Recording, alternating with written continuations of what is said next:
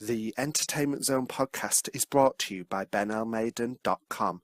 Write your own story.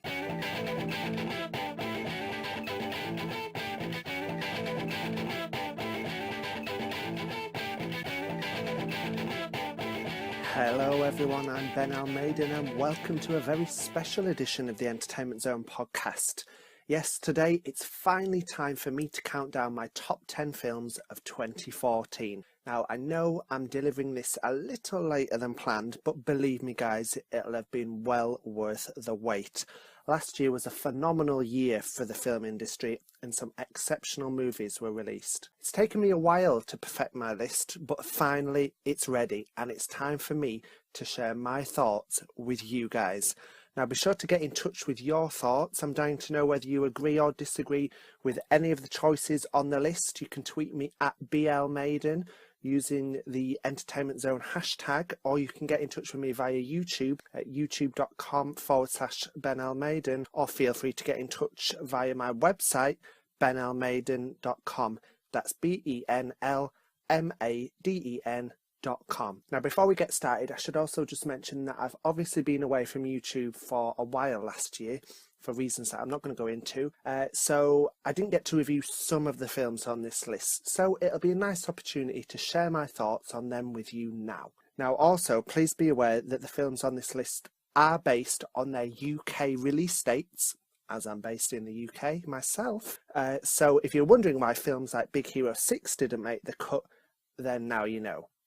So, sit back, relax, and enjoy as I count down my top 10 films of 2014. So, starting the list off at number 10 is The Hunger Games Mockingjay Part 1. I'm a huge fan of the Hunger Games movies, and last year's entry was no disappointment. Now, I haven't read the Hunger Games novels by Suzanne Collins. Well, I'm actually in the process of reading the first at the moment. But anyway, having not read the books, I wasn't sure what to expect with Mockingjay. I thoroughly enjoyed Catching Fire, but going into Mockingjay, I was like, surely Katniss isn't going to fight in the Hunger Games again. And luckily I was right. Instead, the film sees Katniss become the face of a political uprising against the capital of Panem and its leader, President Snow. The film is very different from the first two entries of the saga, both in terms of tone and the plot. I think the film may have been divisive for many people as it is so different to what has come before. But for me, the film's uniqueness is what made it, in my opinion, the best entry in the saga so far. The film is visually stunning, and director Francis Lawrence has done a phenomenal job capturing the nature of all the different districts. The cast is as strong as ever, and it's great to have new additions such as Game of Thrones' Natalie Dormer as Cressida and Julianne Moore as the superb Alma Coin.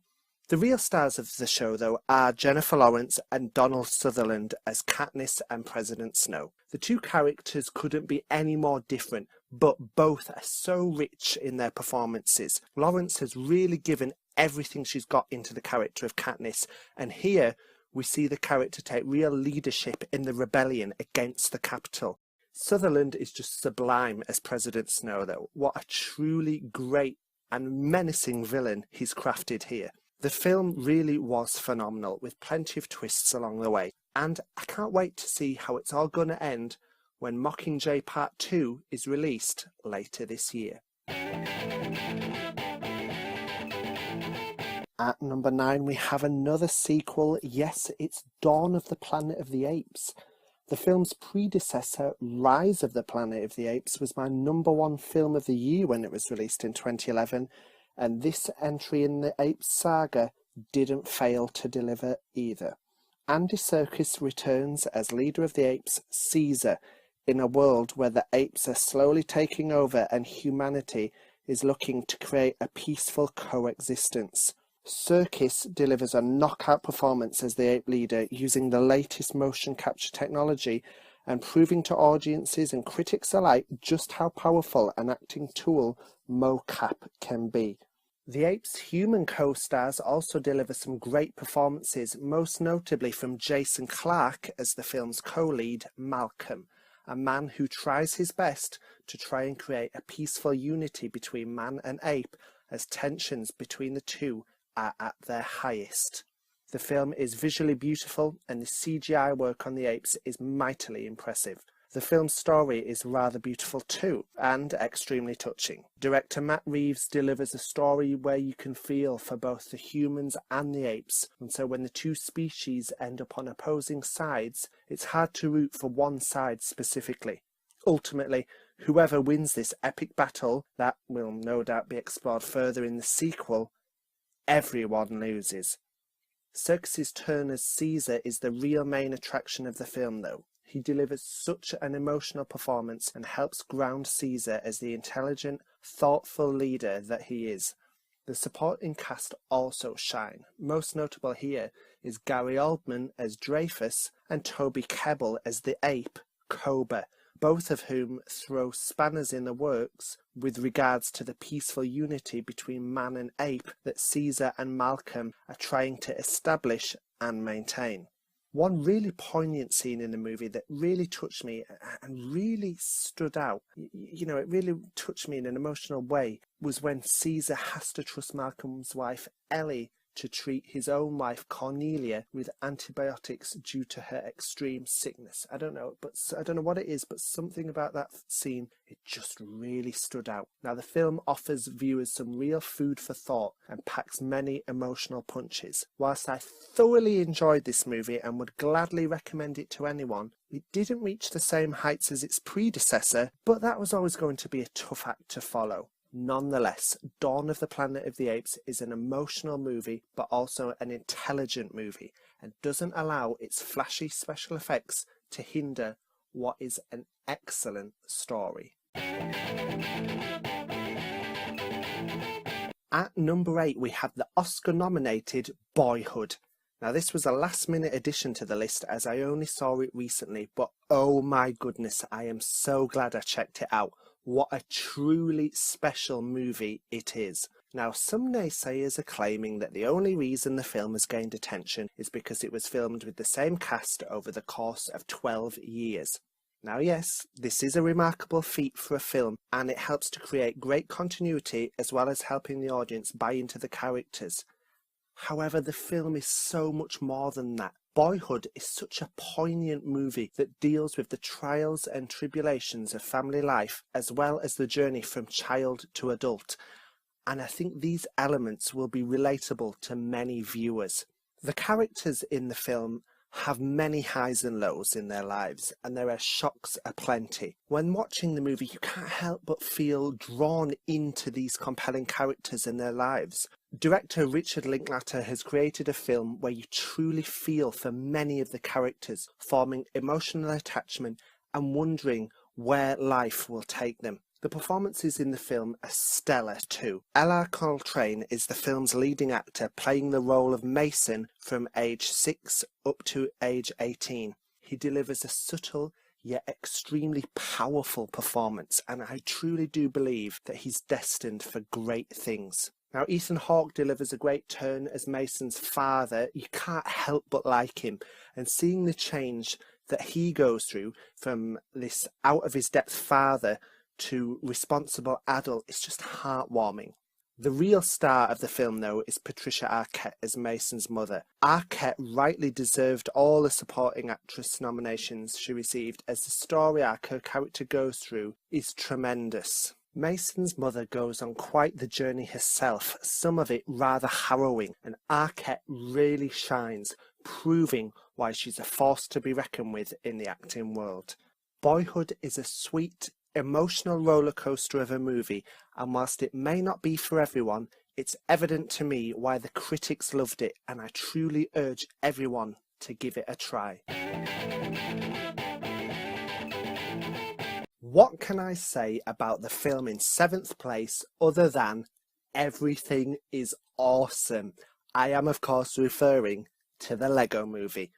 Now, I was at the Lego Movie's 2013 San Diego Comic-Con panel in Hall H, and I knew then that this movie was going to be something special, and that I had to see it when it was released. Its release came round in 2014 and I went to see it with my little sister and both of us thoroughly enjoyed it. It's such a creative, clever and extremely funny movie that had both me and my sister in fits of laughter. Seriously, there is something in this movie that will appeal to everyone, child and grown-ups alike. The kids will love it as an awesome action-adventure movie, whilst adults will be taken back to their youth and reminded just how important fun and creativity is, even now as adults. The film hosts a whole range of memorable characters, including Chris Pratt's leading character Emmett, Morgan Freeman's hilarious Vitruvius, and not forgetting the awesome Lego Batman voiced by Will Arnett. In fact, a whole host of cameo characters from all across popular culture appear in the film. It's even the first film released in cinemas to feature the Justice League together at the same time on screen. The jokes and visual gags are hilarious, and I'm sure you're all aware of the catchy anthem, "Everything is Awesome." The film also has a pretty neat twist towards the end and a profound message that goes along with it. If you've been living under a rock this last year and have still yet to see the Lego Movie, then go check it out when you're done listening to this podcast. I guarantee you won't regret it. We go to number 6 now, and from this point on it became really difficult for me to rank the films as they're all of such a great calibre. At number 6 on my top 10 films of 2014 is a movie that I had been eager to see since I first heard about it, and when it finally hit cinemas I didn't leave disappointed. At number 6, it's Disney's Maleficent. Maleficent is such a beautiful movie that again was enjoyed very much by both me and my little sister. The movie is a live-action retelling of the classic Sleeping Beauty story, only this time it's told from the viewpoint of Sleeping Beauty's villain, Maleficent. Now, the film doesn't completely downplay Maleficent's villainous tendencies that we love to hate in Sleeping Beauty. She still interrupts baby Aurora's christening and places an evil curse on her. But what this film does is to give some reasoning to the madness behind Maleficent's actions. You can't help but feel sorry for Maleficent at times in this movie. The blood-curdling moment where she awakens and discovers her lover and future king, Stefan, has cut off her wings is a prime example of this. However, the character is also incredibly strong, much like her 50s animated counterpart, and is far from a damsel in distress.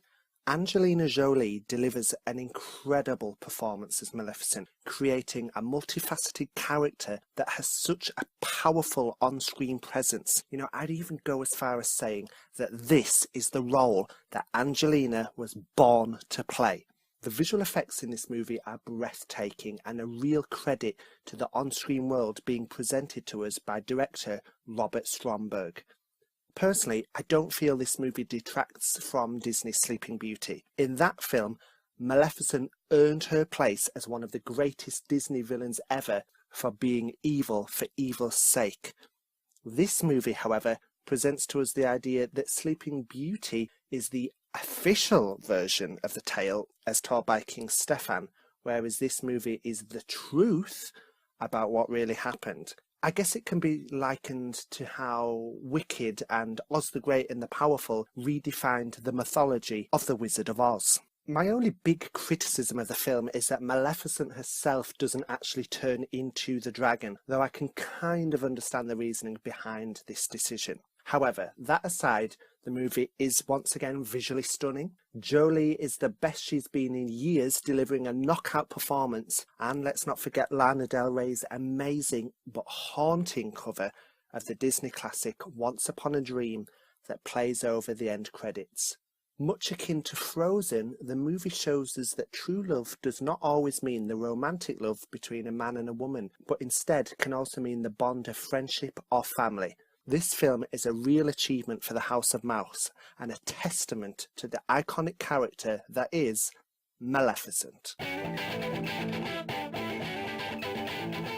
At number 5, it's the first of 2 entries from the Marvel Cinematic Universe. Yep, it's the one and only Captain America, the Winter Soldier. I didn't know how Marvel would top the Avengers, but 2014 was the year they showed us exactly how to achieve such a feat. The Winter Soldier was darker and edgier than anything we had previously seen in the MCU, and in terms of genre, it felt more like a political thriller than a superhero movie. Chris Evans continues to shine as Cap, and the same can be said for Samuel L. Jackson as Nick Fury. However, the film also gives Scarlett Johansson's Black Widow a lot more to do this time around, fleshing out her character more than ever before. There's also many great new additions to the cast, such as Robert Redford as the shady Alexander Pierce, and Anthony Mackie as Cap's awesome new sidekick Sam Wilson, aka the Falcon. The film also has high stakes and events go down that have changed the MCU since, most notable in Agents of S.H.I.E.L.D. and no doubt in the upcoming Avengers Age of Ultron. Directors Joe and Anthony Russo have created a visual masterpiece with a lot of spectacle and some awesome set pieces and action scenes. There's plenty of twists, turns and shocks, and for a film that clocks in at 2.25 hours, the pacing is so fast and the film flies by so quickly. Now, the film also featured a great post-credit scene that featured the first appearance of some major players in the upcoming Avengers Age of Ultron. As a lifelong comic book fan, Cap has always been my favourite superhero, and this really was the perfect Captain America movie. Cap's transition to the modern day is dealt with, there's espionage aplenty, the supporting characters help ground Cap's world, and all in all, the film was a roaring success. So in fourth place this year, we have another Marvel comic book adaptation, but this time not from the Marvel Cinematic Universe. No, instead we have Fox's latest mutant offering. Yes, I am of course referring to the epic X-Men Days of Future Past.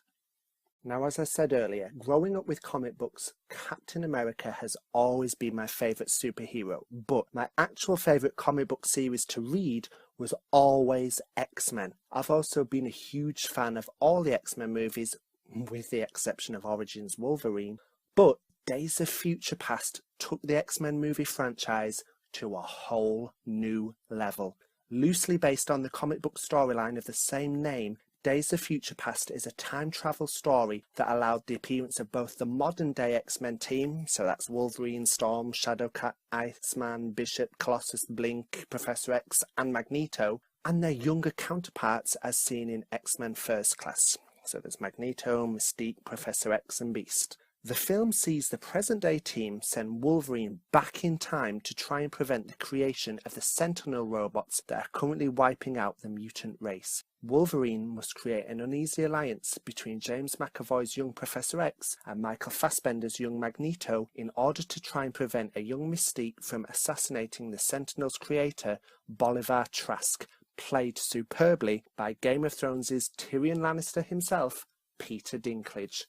Hugh Jackman, Ian McKellen and Patrick Stewart are all as great as ever, and McAvoy and Fassbender continue to grow in their roles. But it's Jennifer Lawrence who really stole the show for me as a very vulnerable Mystique. The film has some amazing fight scenes, making great use of its impressive CGI, but it also has a lot of excellent character moments too. Now, whilst Jennifer Lawrence may have been the film's star for me, there's no denying that the breakout star of the film and the character that is the coolest scene in the movie is new addition Evan Peters as Quicksilver. Fans couldn't help but be won over by Peter's Quicksilver, and it'll be interesting to see what take Aaron Taylor-Johnson takes on the same character in Avengers Age of Ultron. Now, thanks to the genius of time travel, the movie also took the time to retcon a lot of poor choices and continuity issues from prior X-Men movies in a bold move at the end of the movie, which, as a result, allowed us to see the return of some familiar faces. The film also has a cool post-credit scene that sets up the upcoming X-Men Apocalypse. Now, with Bryan Singer back at the helm, X-Men Days of Future Past was a real return to form for the franchise, and it'll be interesting to see how the story goes forward in the next installments. We reached third place now in our countdown of my top 10 films of 2014, and taking the bronze medal is a movie that is incredibly close to my heart. It's the Kickstarter-funded Veronica Mars. Continuing 7 years on from where the hit TV series ended, The Veronica Mars movie sees Veronica, once a teenage private eye, now living in New York, about to join a top law firm and living with college sweetheart Piz. However, when a face from her past is killed under suspicious circumstances, Veronica finds herself being drawn back to Neptune, California, where she is determined to prove the innocence of her former lover, Logan Echolls. Now, I was one of the 91,585 fans that contributed to the campaign on Kickstarter, but not only that, I was able to attend the panel and cast signing at San Diego Comic-Con, as well as attend a special backers-only event as a VIP where the cast held a Q&A session and the first footage from the film was shown. After that, I was also lucky enough to stop by the set in LA on the last day of filming, where, after having already met them at Comic-Con, I got to speak once again with Percy Daggs III and Francis Capra, who play Wallace and Weevil respectively. Having been a fan of the show, followed the campaign and attended all these cool events, it's clear just how special Veronica Mars was to a lot of people, both fans and cast and crew alike. The film was funded by fans and made for the fans, and for anyone who was a fan of the TV series, they will undoubtedly love the movie. Kristen Bell, who just happens to be my favourite actress, is on top form as Veronica, delivering the wit, charm and vulnerability that has always drawn fans to Veronica. The film also deals with the love triangle between Veronica, Logan and Piz, as well as creating a cool new mystery for Veronica to sink her teeth into. There are plenty of twists along the way and a whole host of cameos from characters from the series who pop up too. Also featured is a hilarious cameo from James Franco of all people. I should point out that whilst people who have seen the TV series will undoubtedly pick up on things and take more away from the film than people who had never seen the show, those people who haven't seen the series can still enjoy the Veronica Mars movie as a standalone story. A friend of mine saw the film having never seen the show and loved it. Like the series, the film has great characterization, a cool mystery and enough humour to stop things getting too dark. Writer and director Rob Thomas, who is also the creator of the TV series, did a phenomenal job bringing us back to Neptune and the world Veronica inhabits. I truly hope Miss Mars & Co. will get another outing, be it on the big screen or television. But in the meantime, we have spin-off series Play It Again, Dick, and a series of canon Veronica Mars novels penned by Rob Thomas himself to keep us ticking.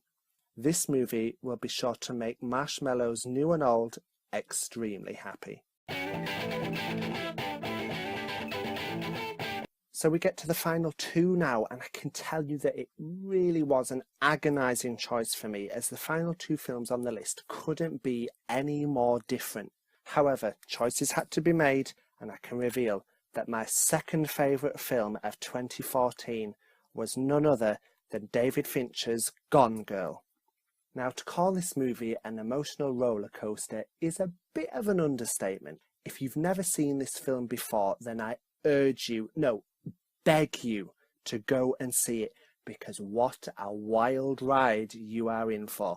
Ben Affleck and Rosamund Pike both give stellar performances as Nick and Amy, the film's central couple. Nick returns home one day to find that his wife Amy has gone missing, and when the media get wind of this, he soon finds himself being accused of murdering his wife. In addition to this, flashbacks reveal that the once happy couple's relationship has been deteriorating. However, as the film goes on and more layers are pulled back, a more disturbing truth begins to emerge. I'm going to be careful not to spoil this one, because for people who haven't seen the movie, they'll be glad to go into it with little prior knowledge. This is what I did before the film's cinematic release. Now, I hadn't read the book, but I knew its author Gillian Flynn was adapting it to the big screen, and I knew David Fincher was directing it. The latter alone was enough to make me want to see it, as I'm a huge fan of Fincher's work. I avoided trailers, clips and interviews and went into the film knowing little about it, and boy was this the right decision. The film has so many unbelievable twists and turns, and just when you think the story is wrapped up neatly and you think you've got everything sussed, yet another massive plot twist or bombshell lands, taking the twisted story even further. The film is full of shocking moments and also features scenes of violence and sociopathic tendencies. I can't give enough praise to the cast either. Fincher has assembled a truly great troupe of actors. Personally, I can find Ben Affleck very hit or miss, but here in Gone Girl, he proves he's a force to be reckoned with. Rosamund Pike as Amy, however, is a real powerhouse, delivering such an amazing performance of a character with so much depth. However, the film has an equally strong supporting cast. Neil Patrick Harris and Tyler Perry both deliver excellent performances, but one real highlight amongst the supporting cast was Carrie Coon as Nick's sister, Margot. Unsurprisingly, being a David Fincher movie, the film is beautifully shot, and for a film that is 2.5 hours long, it sure did fly by. Now, as I said earlier, there were plenty of times when you think the film is going to end, but a shock twist serves to move the plot along even further, and it does this without affecting the pace of the film. Fincher, Flynn, Affleck and Pike were honestly robbed in the awards season. This film, I truly believe, was so unfairly overlooked. You know, it could easily have won many awards in my opinion. So once again, I urge anyone who hasn't seen Gone Girl to go and check it out. Believe me, take my word for it, you really don't know what you're missing out on. So, what is my top film of 2014? Well, I already hinted that the list had 2 contributions from the Marvel Cinematic Universe. Captain America the Winter Soldier was the first entry at 5th place, and now, taking the top spot, my favourite movie of 2014, Guardians of the Galaxy. Now, having already been a fan of the then little-known Guardians before the movie was released, I was thrilled at the prospect of seeing Rocket Raccoon and Groot brought to the big screen. Now, whilst others were dubious and feared this little-known Marvel property could bomb, I knew it was destined for great things, and having also followed James Gunn's career, I was also beyond excited when I heard that he had been attached to the project. Again, I was lucky enough to see the first trailer for the movie at the 2013 San Diego Comic-Con panel in Hall H, and I was blown away. It ramped up my excitement for the film even further, and I knew from the reaction there at Comic-Con that Marvel had something very special in their hands. So it came as no surprise to me when the film became a global hit, and it's obvious as to why. Director James Gunn has created a visually striking film set in the furthest reaches of the universe that features a cast of characters that you can't help but end up warming to. The film is very much an ensemble piece, throwing together a band of intergalactic misfits in order to save the universe. And what's so special about this is that each character gets their fair share of screen time and character development. Even though Chris Pratt's awesome Peter Quill, aka Star-Lord, is technically the lead character, it doesn't actually feel like there is a lead character.